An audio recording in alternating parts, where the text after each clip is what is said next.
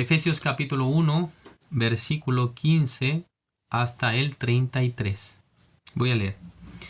Por esta causa también yo, habiendo oído de vuestra fe en el Señor Jesús y de vuestro amor para con todos los santos, no ceso de dar gracias por vosotros, haciendo memoria de vosotros en mis oraciones, para que el Dios de nuestro Señor Jesucristo, el Padre de gloria, os dé espíritu de sabiduría y de revelación en el conocimiento de Él, alumbrando los ojos de vuestro entendimiento, para que sepáis cuál es la esperanza a que Él os ha llamado, y cuáles las riquezas de la gloria de su herencia en los santos, y cuál la supereminente grandeza de su poder, para con nosotros los que creemos según la operación del poder de su fuerza, la cual operó en Cristo, resucitándole de los muertos y sentándole a su diestra en los lugares celestiales,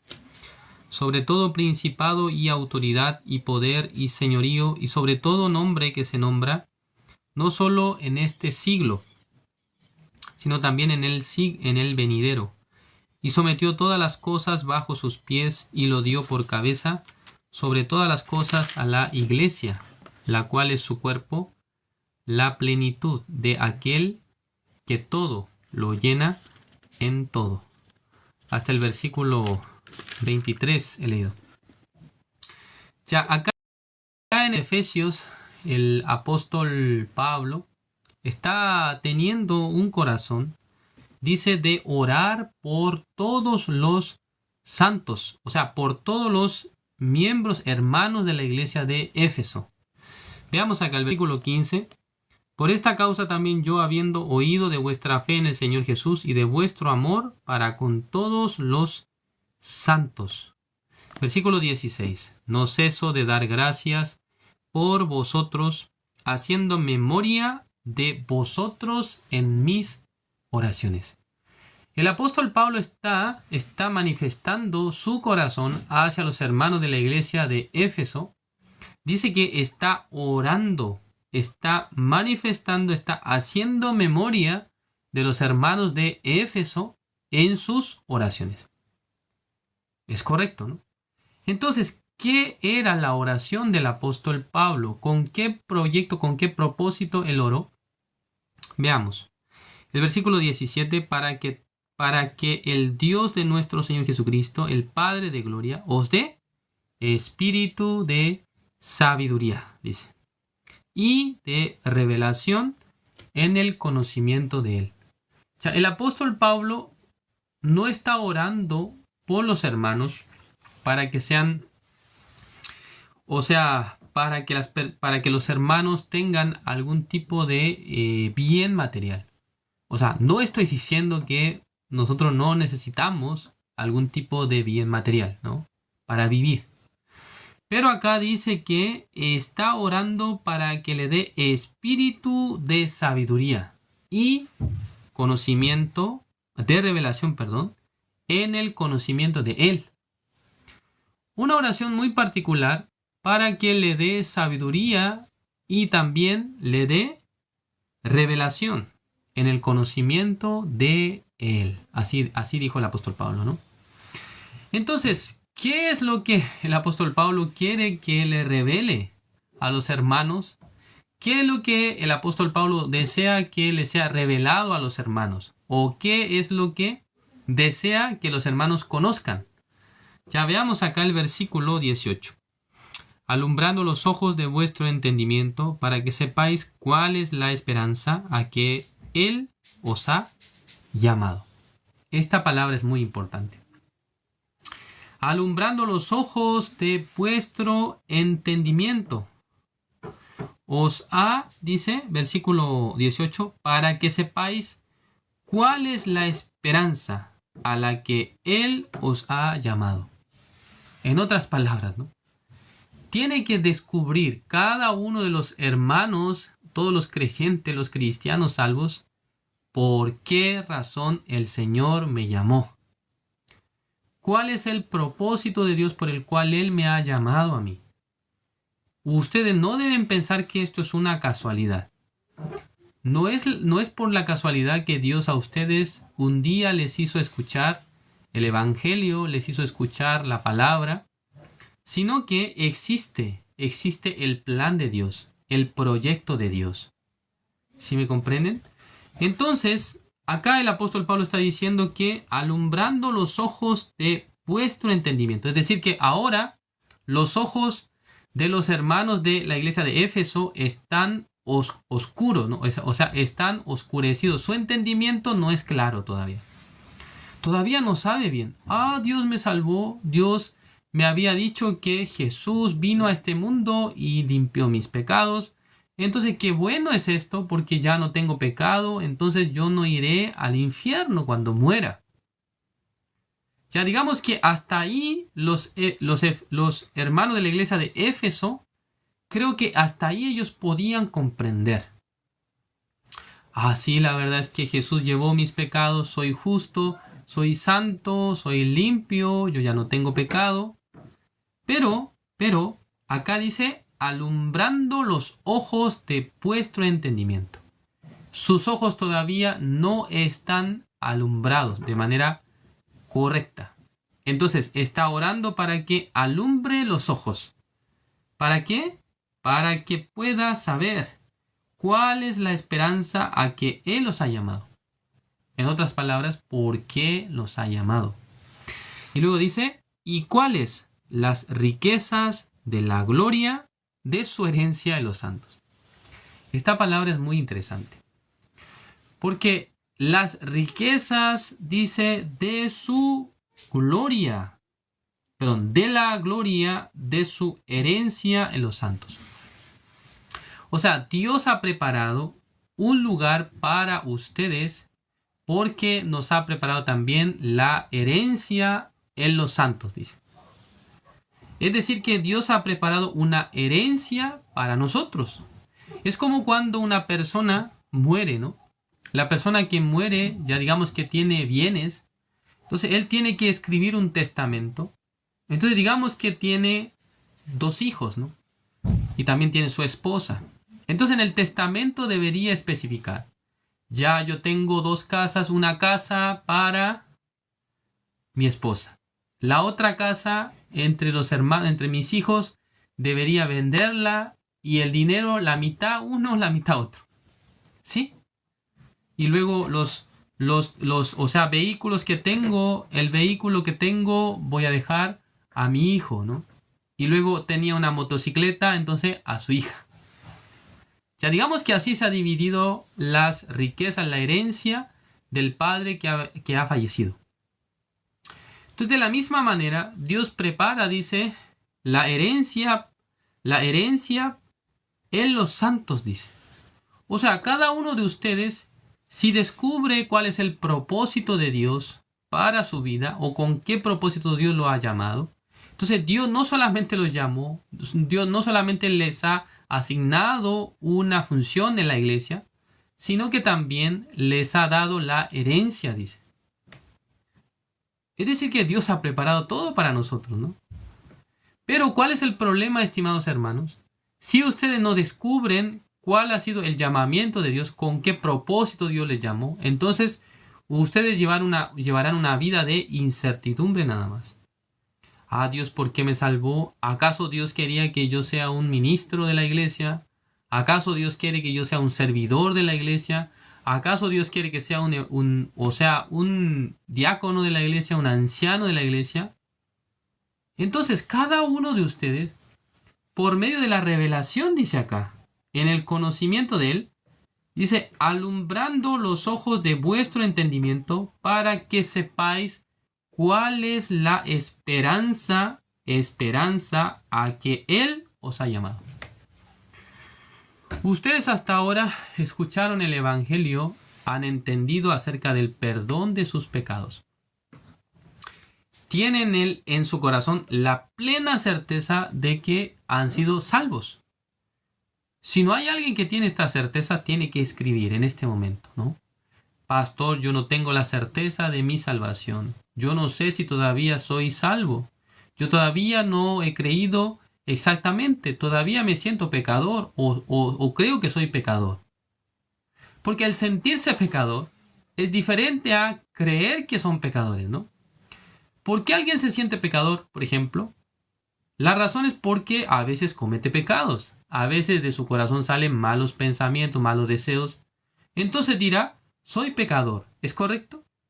¿Ustedes por qué cuando les preguntaban al principio, cuando ustedes le preguntaron, usted justo es pecador, en qué basaron sus respuestas? En un principio ustedes basaban la respuesta en las acciones, en sus obras. Yo soy pecador porque peco. Yo soy pecador porque he hecho cosas malas. Esa es su respuesta, ¿no? Pero cuando nosotros conocemos a Jesucristo, cuando conocemos el Evangelio, conocemos las buenas nuevas de salvación, entonces ya no podemos responder igual. Porque ahora con la fe estamos dando la respuesta. Usted justo es pecador.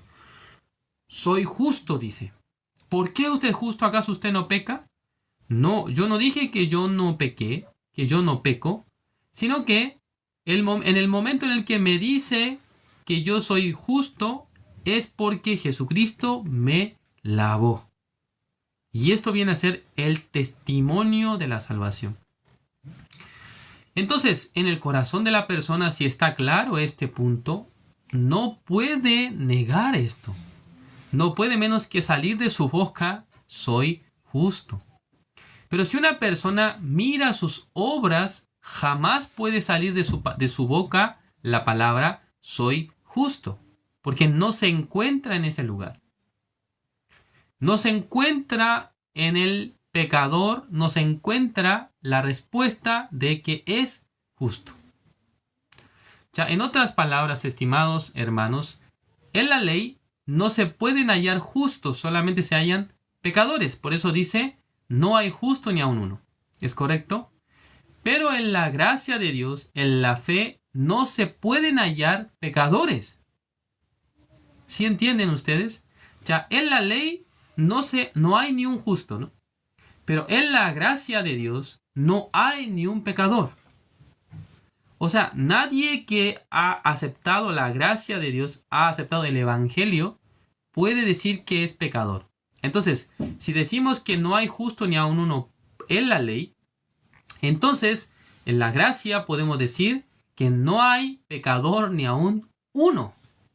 En otras palabras, en la iglesia no debería haber ni un pecador. Porque si es pecador, entonces todavía no puede ser parte de la iglesia. No puede formar todavía parte de la iglesia. Siendo pecador, todavía falta ser justificado para ser un miembro de la iglesia. Ya les voy a mostrar un versículo en el libro de Isaías. En el libro de Isaías capítulo 6. Veamos acá, Isaías capítulo 6.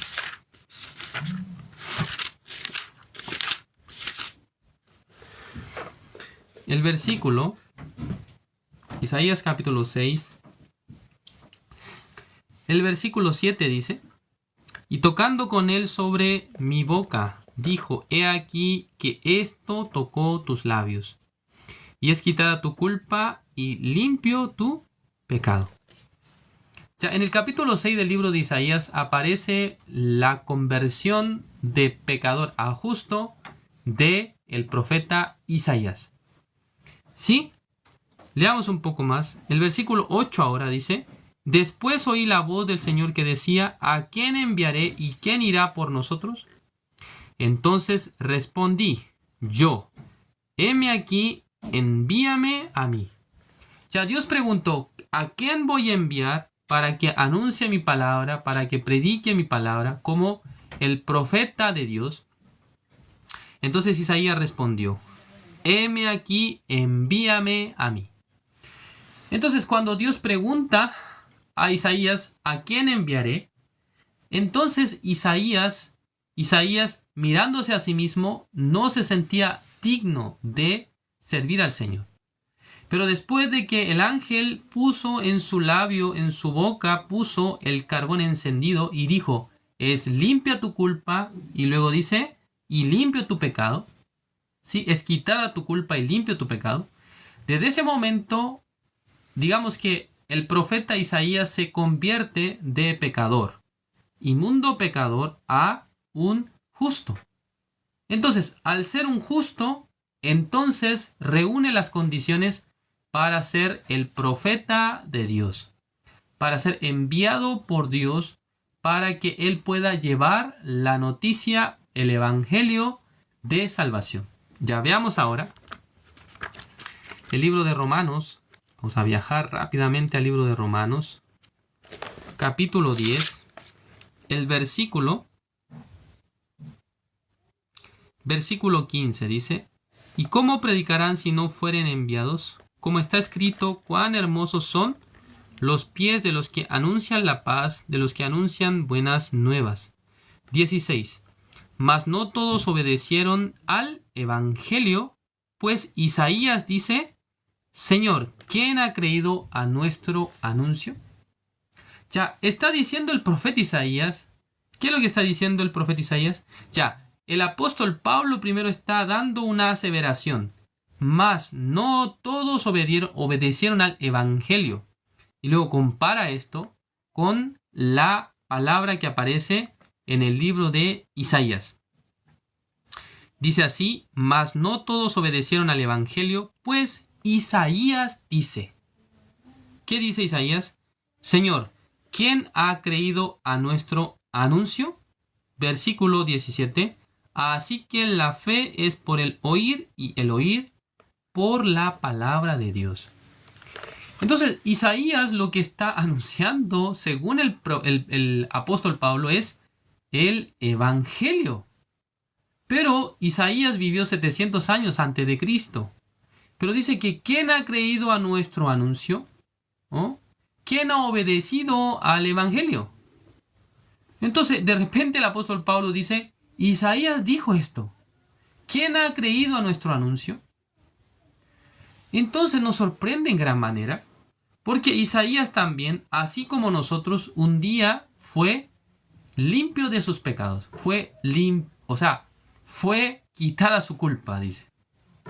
Entonces, el rey David en el libro de Romanos capítulo 4, y dice que bienaventurado el varón, a quien el Señor no inculpa de pecado. Entonces, ¿qué es lo que estoy diciendo acá? Después de que Isaías fue limpio de pecado, Dios tuvo la facilidad de usar su vida. Ahora tú serás mi profeta. Tú serás mis labios, mi boca, y a través de ti yo voy a publicar las buenas nuevas. Ya, esto es la vida de Isaías, ¿no? Ahora ustedes deben llevar esta palabra a la vida de cada uno de ustedes. Ya ustedes fueron limpios de pecado, ustedes fue quitada su culpa. Entonces ahora Dios desea ubicarlos a ustedes. ¿En dónde? Sí, en la iglesia. Ya veamos. Acá en el libro de Efesios, lo que hemos leído hoy, ¿no? Efesios capítulo 1, versículo 19. ¿Y cuál la supereminente grandeza de su poder para con nosotros los que creemos? Dice. Ya, ¿cuál es la supereminente grandeza de su poder para con nosotros? Dice. ¿Quiénes son nosotros? Los que creemos, dice. Según la operación del poder de su fuerza. Según la operación de su fuerza. O sea, el poder de Dios, depende de la persona, va a manifestar en distinta manera, distintas funciones, distintas formas. Entonces, ¿cuál viene a ser el trabajo de los cristianos salvos? Descubrir: Dios, Señor, ¿para qué usted me llamó? ¿Por qué no me dejó viviendo solamente esta vida, ¿no?, con el pecado y luego muriendo ir al infierno? ¿Por qué usted ha tenido su vista sobre mí? ¿Cuál es la razón? Por favor, quiero que me diga y me enseñe por qué me llamó. Realmente esta pregunta no creo que ustedes así fácilmente se hayan hecho. ¿Sí? Porque para ustedes, ¿no? Sí, la verdad es que es muy simple entender que Jesús llevó sus pecados. O tal vez para algunos fue complicado entender esto. Pero ahora, nosotros debemos comprender qué es o cuál es el propósito de Dios. ¿Para qué? De habernos llamado. Versículo 21. Dice, sobre todo principado y autoridad y poder y señorío y sobre todo nombre que se nombra, no solo en este siglo, sino también en el venidero, y sometió todas las cosas bajo sus pies y lo puso, y lo dio por cabeza sobre todas las cosas a la iglesia. Entonces, estimados hermanos, aquí es donde debe ordenarse su corazón. La Biblia está diciendo que existe dice que y lo dio por cabeza sobre todas las cosas a la iglesia, dice. Entonces, ya nuestro Señor Jesucristo dice que es la cabeza de la iglesia, ¿no? Entonces la iglesia es el cuerpo de nuestro Señor Jesucristo. Entonces, los cristianos salvos, después de ser salvos, deben saber que el siguiente paso es poder conectarse con la iglesia local, con la iglesia del Señor, ¿no? En este caso, la iglesia local viene a ser la iglesia que está más cerca de su domicilio. ¿Sí entienden ustedes? La iglesia más cerca de su domicilio. Oh, pastor, la iglesia más cerca de mi domicilio está a 10 horas, ¿no? Está a 10 horas viajando en auto, pero yo no tengo auto, entonces tengo que ir en bus. Son 15 horas. Sí, a veces alguien puede tener esa situación, ¿no? Hoy en día, por causa de la transmisión de internet, nos podemos acercar, ¿no? Aunque ustedes están en otros países, yo estoy en Chile, pero podemos conversar, ¿no? Por esta plataforma. ¿No es así? Es correcto. Entonces acá en Chile nosotros, por medio del pastor Juan, les ha dicho a los hermanos que viven en regiones, ustedes deben venir a la iglesia por lo menos una vez al mes. Así les dijo, ¿no? Bueno, en este caso son 3 horas de viaje algunos, 2 horas y media otros. Bueno, un poquito más porque hasta el centro de la ciudad son 3 horas y 1 hora más, 40 minutos, como 3 horas 40, digamos. Entonces digamos que en este caso no puede venir habitualmente, pero existe la opción, que es la transmisión virtual. ¿Es correcto? Pero a tales personas yo les digo así, ustedes quieren tener la iglesia en su ciudad, tiene 2 opciones. O usted ora para cambiarse de ciudad, o usted ora para que una nueva sede de la iglesia sea levantada en su ciudad. Entonces, ¿cómo puedo hacer que venga la iglesia acá? Me parece que tengo que predicar. Si yo reúno unos 5 salvos, 10 salvos, tal vez se puede levantar la iglesia en mi ciudad. ¿No? ¿Nunca pensaron así ustedes? Si yo predico en mi ciudad y alguno que recibe la salvación, entonces creo que la iglesia va a mandar a un ministro a esta ciudad y va a poder levantarse una iglesia local. Creo que ustedes no pensaron así, ¿no? Alguno de ustedes no pensó así, tal vez.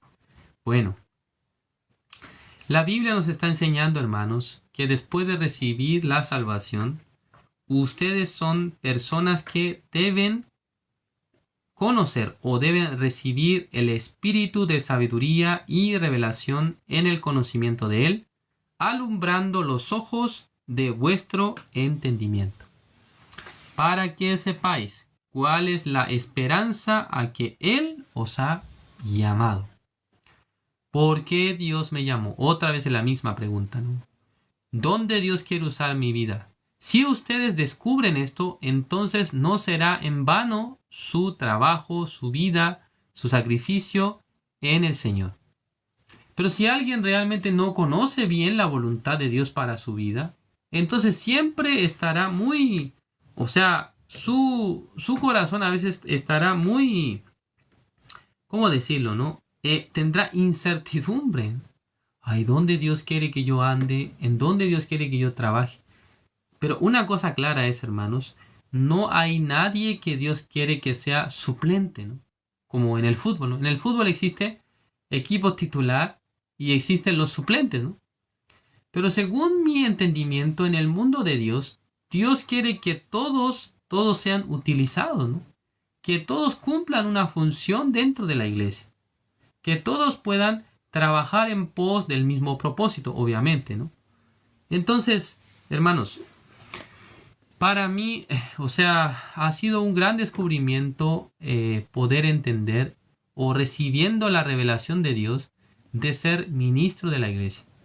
Hermanos, la revelación de Dios no piensen que se recibe porque ustedes tengan algún sueño especial o porque ustedes ven en algún lugar alguna visión o algo así. La revelación de Dios, estimados hermanos, estimados oyentes, es por la palabra. O sea, la revelación de Dios viene por la palabra. Es decir, que mientras ustedes oran a Dios con este tema, a veces ustedes leyendo la Biblia, a veces ustedes escuchando por medio del sermón, por medio de la explicación de la palabra, en sus corazones hay cierta palabra que exactamente les revela el propósito de Dios para sus vidas. Esto deben saber ustedes, ¿no? Dios, cuando quiere revelar a nosotros su voluntad, su proyecto, Dios 100% lo hace por medio de su palabra. Yo estoy testificando esto porque en mi vida así ocurrió. Sí, aunque el pastor al principio me dijo que viva por la fe, pero la confirmación para yo entender que Dios me llamó al seminario fue precisamente la misma escritura. En mi caso, ¿no? Fue el libro de San Juan capítulo 6. Yo esto he compartido en otras ocasiones. San Juan capítulo 6, versículo 27. Dicen, trabajad no por la comida que perece, sino por la comida que a vida eterna permanece, la cual el Hijo del Hombre os dará, porque a este señaló Dios el Padre. Para mí este versículo ha sido la revelación de Dios respecto a mi función dentro de la iglesia. Ustedes también deben descubrir esto, ¿no? Ya, ojo, no estoy diciendo que todos ustedes serán ministros del Señor, tal vez. No todos serán pastores, evangelistas.